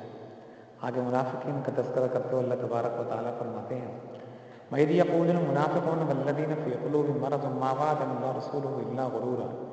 اور اس وقت منافق اور وہ لوگ جن کے دلوں میں شک کا روگ تھا کہنے لگے کہ اللہ تبارک و تعالیٰ اور اس کے رسول نے ہم سے محض دھوکہ فریب کا ہی وعدہ کیا تھا.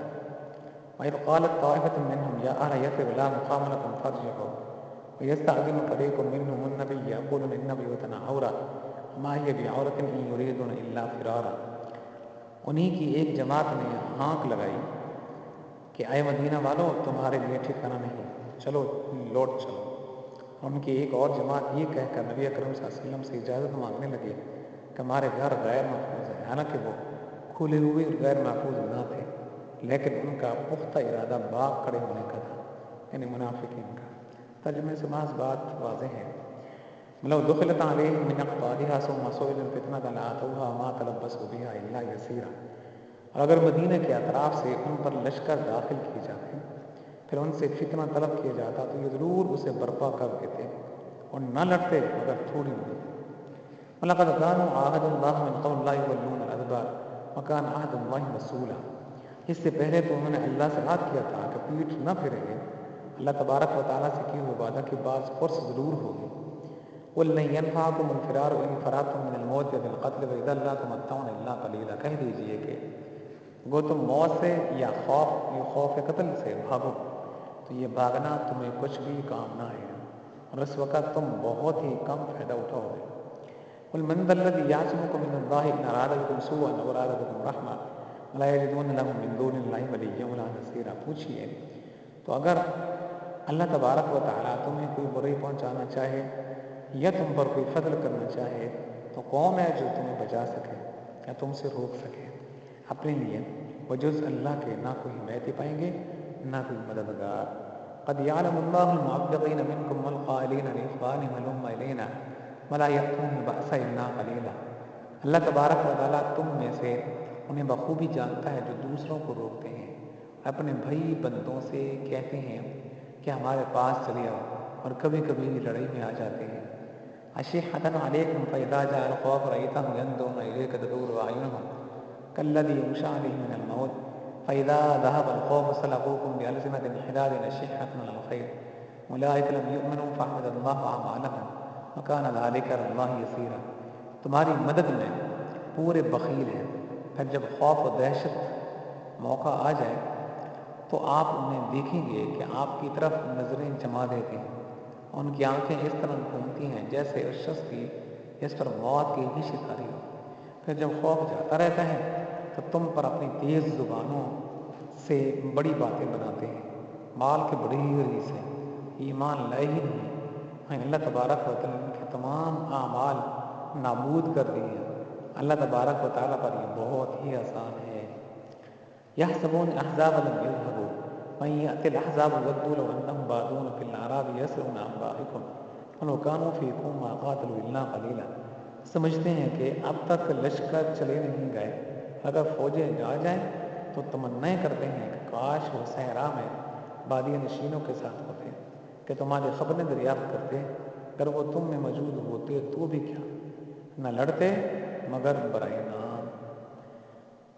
لقد كان لكم في رسول الله اسوة حسنة لمن كان يرجو الله اليوم الآخر وذكر الله كثيرا، یقیناً تمہارے لیے رسول اللہ میں عمدہ نمونہ موجود ہے ہر اس شخص کے لیے جو اللہ تعالیٰ کی اور قیامت کے دن کی توقع رکھتا ہے، بکثرت اللہ تعالیٰ کی یاد کرتا ہے۔ فلما رأى المؤمنون الأحزاب قالوا هذا ما وعدنا الله ورسوله وصدق الله ورسوله وما زادنا إلا إيمانا وتسليما، اور ایمانداروں نے جب کفار کے لشکروں کو دیکھا تو بے ساختہ کہہ اٹھے کہ انہی کا وعدہ ہمیں اللہ تعالیٰ نے اور اس کے رسول نے دیا تھا، اللہ تعالیٰ اور اس کے رسول نے سچ فرمایا، اور اس چیز نے ان کے ایمان میں اور شیوہ فرما برداری میں اضافہ کر دیا۔ من المؤمنین رجال صدقوا ما عاهدوا الله عليه ومنهم من قضى نحبه ومنهم من ينتظر وما بدلوا تبدیلا، مومنوں میں ایسے لوگ بھی ہیں جنہوں نے جو عہد اللہ تعالیٰ سے کیا تھا میں سچا کر دکھلایا، بعض نے تو اپنا عہد پورا کر دیا اور بعض موقع کے منتظر ہیں اور نے کوئی تبدیلی نہیں کی۔ لیجزی اللہ الصادقین بصدقہم ویعذب المنافقین ان شاء یتوب علیہم ان اللہ کان غفورا رحیما، تاکہ اللہ تعالیٰ سچوں کو ان کے سچائی کے بدلہ دے، اگر چاہے تو منافقوں کو سزا دے یا ان کی توبہ قبول فرمائے، اللہ تعالیٰ بڑے بخشنے والا مہربان ہے۔ رد اللہ الذین کفروا بغیظہم لم ینالوا خیرا وکفی اللہ المؤمنین القتال وکان اللہ قویا عزیزا، اللہ تعالیٰ نے کافروں کو غصے میں بھری ہوئی نامراد لٹا دیا، انہوں نے کوئی فائدہ نہیں پایا، اور اس جنگ میں اللہ تعالیٰ خود ہی مومنوں کو کافی ہو گیا۔ اللہ تعالیٰ تو بڑی قوتوں والا ہے، بڑا غالب ذات ہے۔ وَأَنذَرَ الَّذِينَ ظَاهَرُوا مِنْ أَهْلِ الْكِتَابِ مِنْ سَيَاسِهِمْ وَقَذَفَ فِي قُلُوبِهِمُ الرُّعْبَ فَرِيقًا تَقْتُلُونَ وَتَأْسِرُونَ فَرِيقًا، اور جن اہل کتاب نے ان سے ساز باز کر لی تھی، مراد اس سے قریظہ ہے کہ انہیں بھی اللہ تعالیٰ نے ان کے قلعوں سے نکال دیا، ان کے دلوں میں بھی رعب بھر دیا کہ تم ان کے ایک گروہ کو قتل کر رہے ہو اور ایک گروہ کو تم قیدی بنا رہے ہو، یعنی بیوی اور بچوں کو قیدی بنا رہے ہو اور ان کے مردوں کو قتل کر رہے ہو۔ تو پہلے اللہ تبارک و تعالیٰ نے یہاں تک جو ہے پیچھے منافقین کا تذکرہ تھا اور اس سے پہلے مومنین کو جو حالات پیش آئے ان کا تذکرہ تھا، تو اب یہاں سے قریظہ والوں کے حالات کو بیان کیا جا رہا ہے 2 آیات میں۔ فَأَوْرَثَكُمْ أَرْضَهُمْ وَدِيَارَهُمْ وَأَمْوَالَهُمْ وَأَرْضًا لَّمْ تَطَئُوهَا وَكَانَ اللَّهُ عَلَىٰ كُلِّ شَيْءٍ قَدِيرًا، اور اس نے تمہیں ان کے زمینوں کا، ان کے گھر بار کا، ان کے مال کو وارث بنا دیا، اور اس زمین کبھی جس کو تمہارے قدموں نے روندا نہیں، اللہ تعالیٰ ہر چیز پر قدرت رکھتا ہے۔ چلیں یہاں ختم کرتے ہیں، بس بڑی دقت کے ساتھ میں وقت پورا کیے ہیں، تو کل دیکھیں گے اگر شست لگی تو پہلے سے بتا دیا جائے گا، نہیں تو پھر انشاءاللہ پرسوں میں۔